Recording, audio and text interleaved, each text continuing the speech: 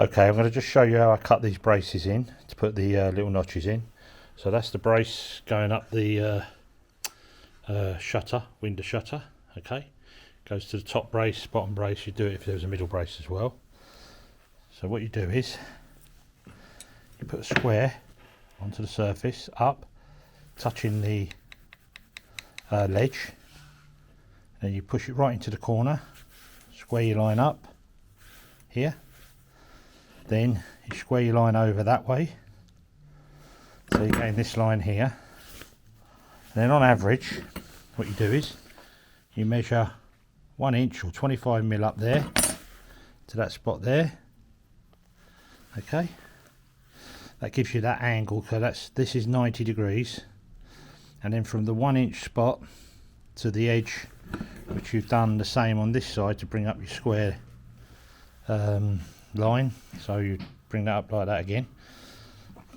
And then what you do is, that's your angle, so you just join them two up. I've got one ended at the moment, so I put a pencil line through there all the way through, and then once that's cut and it's all done cleanly and nice and 90-degree angle on the cut face, then you put that on top of the ledge, and then you cut the ledge out. You mark it and cut the ledge out, and that slots in. And then as you're putting the ledge back, because I'll undo this, you squeeze it up so it pushes it in tight and glue it in.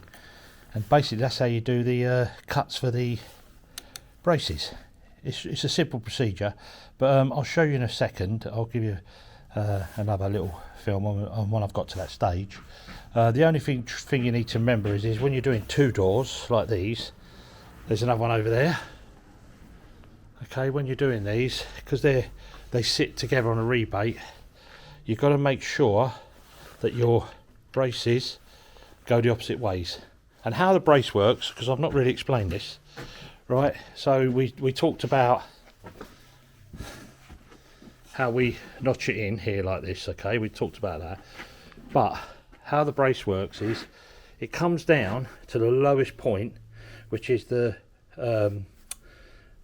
what's it down the bottom here? I've got the name now. You've got a brace ledge. Sorry, yeah, your ledge.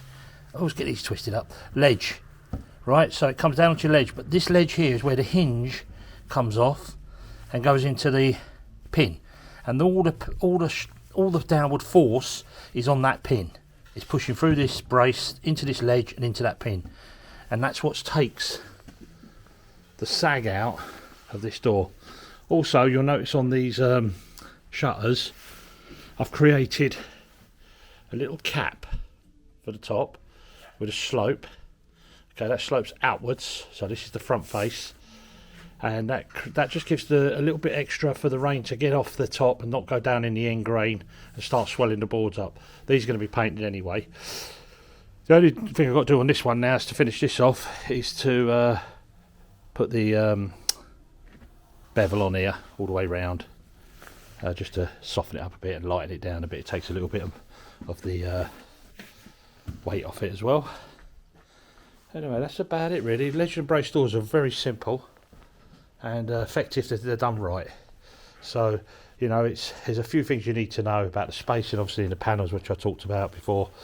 This little notch in here, and the position of your brace, that it needs to stand up as tall as possible. Obviously I've talked all about that as well.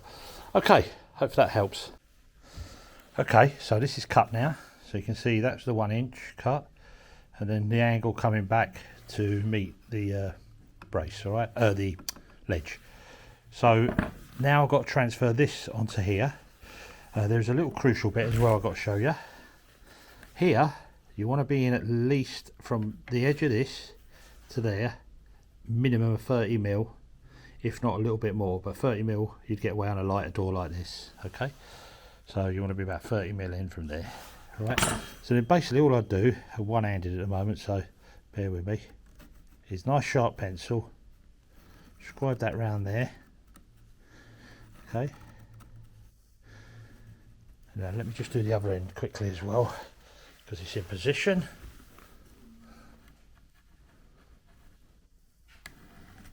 Okay, so that's inscribed in there now, and then out the way of that, now you can see what's got to come out here. All this has got to come out. Take your time, cut that very neatly in there, and that's the let-in for this. This is enough to create a wedge to stop this moving away, you know, coming over this way. It's wedged up inside there, and that's the minimum you want, is a 90 degree there off of the brace. You can go with angles and go steep in here, but you don't need to, you can do that. But that's basically it. So I'll cut that out, and this will come into there and marry into there again, and that will be that job done again as well. And then all the rest is self-explanatory, making these sort of things. You've got tongue and groove boards. You can put a beaded mould on, which I've done on the front side of this. This is the back side. Then your ledges, just keep them in off this side here. Keep them in at least 20 mil from the edge. If it's very fine work, finer, you could come back to 10. But 20 mil is nice because it gives you a chance to plane these in. If they expand over time, you might be able to plane a bit off of them. You ain't got to hit these ledges. Makes life a lot easier. There you go. Okay, so now you can see I've cut that in. I could refine it a little bit more, but that's just, you know, that's good enough. That's for a door. It's not like it's a finished piece of furniture. So you can see now that that clearly comes into the ledge and then out of the ledge at 90 degrees here, and that's that cut, you know, to give you the this shape here, so that can go back into that. All right, and that's done at the other end as well. And basically that's a ledge and brace door, simple. And now I've got just this cap to put on. This will go up this end up here, it's the top. It'll go on the end here. It lips into there, so it's a little lip, as you can see. And then that will just weather it a bit for us. Hopefully protect it from more time. Cut the chamfer on there, job done. 2 shutters made for the front room. Okay, just gonna show you what I've done now. I've put the chamfer on all the way round. Okay, and because the machine is round, just spinning round, it makes a round in the corners. That's how you know things are machine made or machine cut. But now I want to straighten this corner up to a mitre. So when I'm cutting the chiseling, I always cut into the long grain up, if you understand that. So what I'm going to do is let you watch. I stop the bottom of the chisel and start to tip the front of the chisel over. So that creates the mitre. Then I come back and do the same on the other side.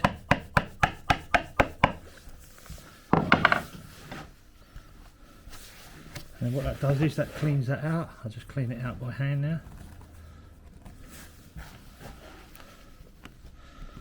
And then we have a proper little mitre there that's finished that to the chamfer, so it's all nice and tight.